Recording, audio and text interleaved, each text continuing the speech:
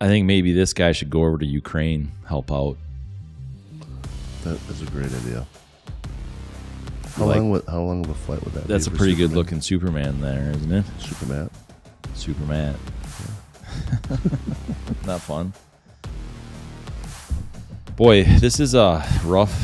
This has been rough. I'm Matt Logan, the host of This Matters in Real Life. Oh, hey, stay tuned at the end of this. I'll give you some more information. Sorry. I'm sorry. We thought you were someone else. During the recording of the following podcast, no Democrats, Republicans, actors, chemists, dogs, cats, well, you get the idea, were harmed. However, it has been said some have been offended by the opinions seen and heard here. Oh, and please remember to pull clips out of context. Crazy 2 weeks. I can't imagine being in Ukraine right now, whether you're from there or visiting or whatever, and the kind of chaos that's happening right now, the kind of sadness that's going on right now, the kind of death that's taking place, the uncertainty that's happening is catastrophic, to say the least. Putin does not seem to be reachable. He's completely unfazed by everybody in the whole world asking him to stop. Right. Then what's interesting and confusing, and how do we look at the overreaction, in my opinion, too, to the Russian people? We've seen, they're hurting, Russian business, and I guess that's not Putin's fault. That they're like these. Did you hear about the Russian cats? No. Yeah, so they're boycotting these Russian cats. Like feline? Like feline, yeah. There's Russian athletes that they are banning in certain areas. All around the world in professional sports? Yeah, different sports, yeah. Well, I know a lot of the big, probably the oligarch yachts from all over the world are being arrested, which sounds weird, but you can arrest a yacht. So all their yachts are kind of being put on house arrest. A lot of them are in dry dock, but there's a lot of marinas around the world that aren't letting them leave. Yeah, Russia, ABC News. Russia has been banned from international gymnastics and curling events in response to Ukraine. All kinds of different things. I wonder if he waited till the Olympics were done so that his 15-year-old figure skater could compete. It's so weird. The timing is. Look, it is. And to say that Putin is not intelligent, and to say that he doesn't know what he's doing, even though it's not good, it's certainly calculated. Oh, absolutely. You don't just wake up one morning and say, hey, let's go invade a country. No, and so you wonder how long has it been going on, and how, like you say, the figure skater getting back home. What's pushing this to happen? Right. Who is pushing this to happen? Is it Putin himself? We don't even know that. I mean, certainly I don't mean to say that he's not involved. You know what I'm saying? Did he see a threat to Russia that we don't know about yet? Because let's be honest, Vietnam and the attack of Tonga, or what was that? Tonga? I can't remember. I'm not sure. We got into Vietnam. It was fake news, completely a fake attack. It didn't happen. So there are all these questions. Right. Now, I'm not saying what Putin is doing and killing people and civilians and taking over is the right answer by any means, by any stretch at all, for sure. Right. What I'm saying is what don't we know? What are we not being told? Right. Which is most likely a lot, because it's how it is with everything. But it's interesting to see a little bit different viewpoint, but the irony of what's happening in our own country with, supporting these people and arming these people and, strengthening the Ukrainian border, but, good for them and not for us kind of thing too. It's the irony is just, it's deafening.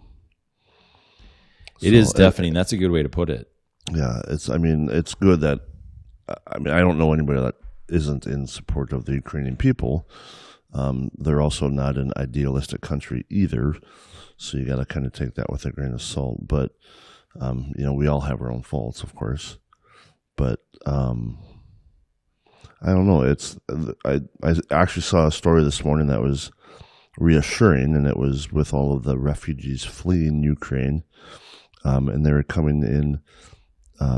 There's a train station in Berlin, and a lot of them are coming into that train station on the trains or whatnot. And the Berlin people who, their recent relatives have been through this from World War II, they're in the train station with signs letting the Ukrainians know that they will house them. Like, we have room for 1 adult and 2 kids, or we have room for a family of 5 or whatever. So the German people are like open arms for these refugees to kind of take them under the wing and take care of them, that's so heartwarming and such a crappy situation to see that happening. So truly, there is that positive in there, but unfortunately, it shouldn't have to happen at all. But that's unfortunately the world we live in. Hey everybody, just really quick, if you haven't done so yet, go ahead and hammer the subscription button. Okay, thanks a lot. We appreciate it. Now back to the show. At what point do we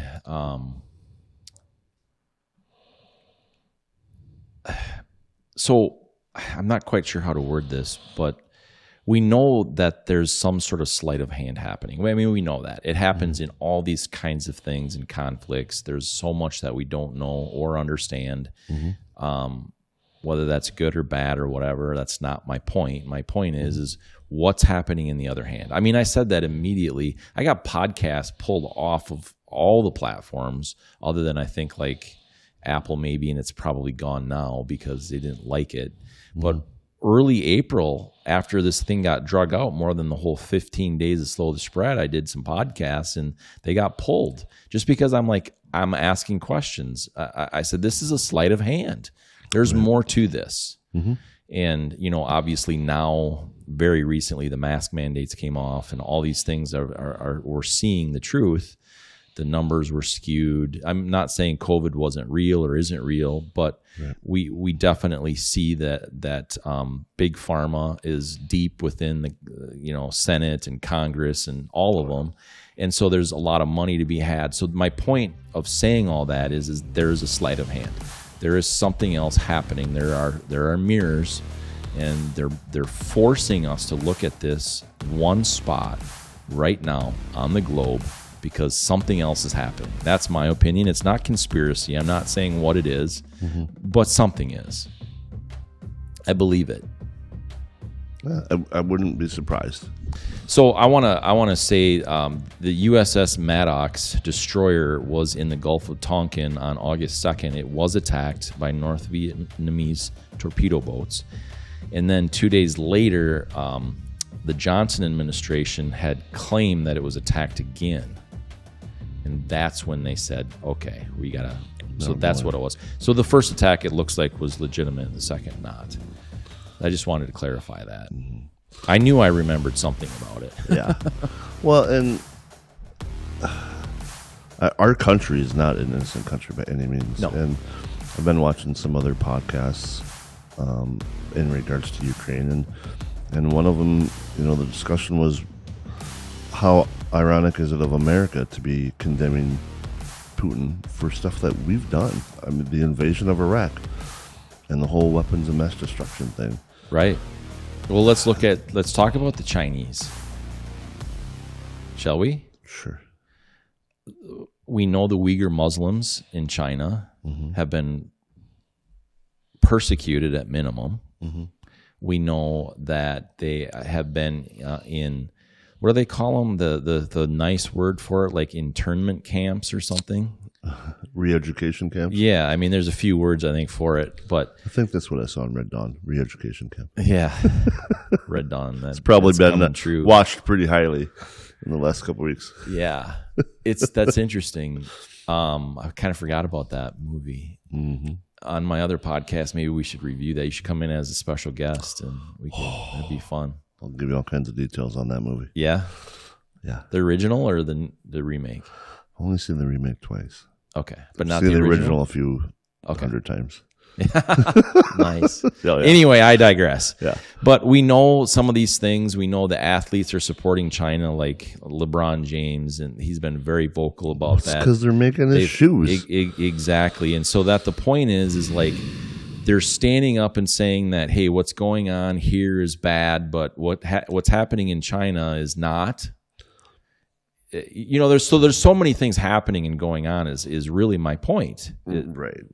And it's hypocritical. Totally. So bad is bad. Bad is bad. Yeah.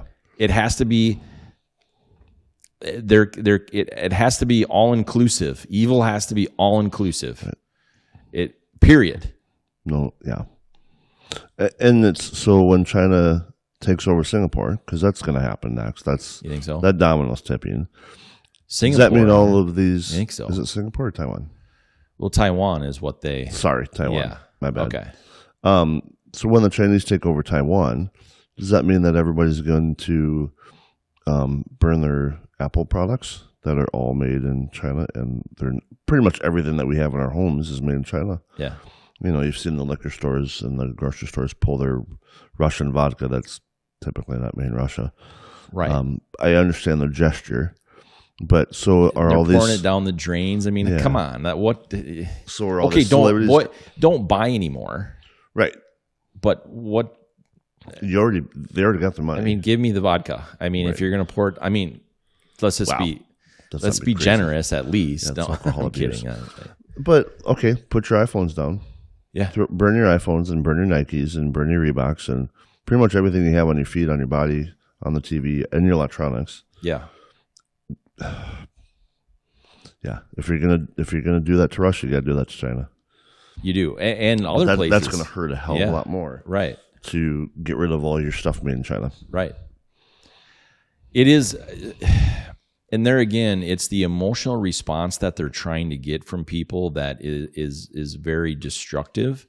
Anderson Cooper came out and was, crying on air or whatever. Anderson Cooper, of CNN. Mm-hmm. And, he makes some comment, and I'm not quoting him verbatim for sure, but he makes a comment about how it was something about, if mothers were in charge or something like that, this wouldn't be happening. And it's like, just to do things to invoke emotional response. The thing is that doesn't do anything right now. Doesn't change anything. But keeps people focused on it, right? And our focus needs to be on the whole big picture and not just the emotional response of what is currently happening. Because there is the next thing is happening soon. Whatever that is, I don't know. Taiwan, maybe you're right. And that's the whole thing. Like, we just can't get sucked in emotionally to this like that, in my opinion. Right. These other real things are happening to real people. It's sad. It's hard.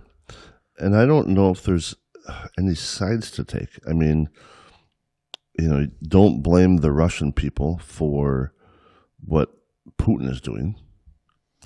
He's not supported by his people. You know what they say? I've seen that. I've seen that tweet and different things very similar to what you're saying. And I'm not saying that's where you came up with it, but so people are saying,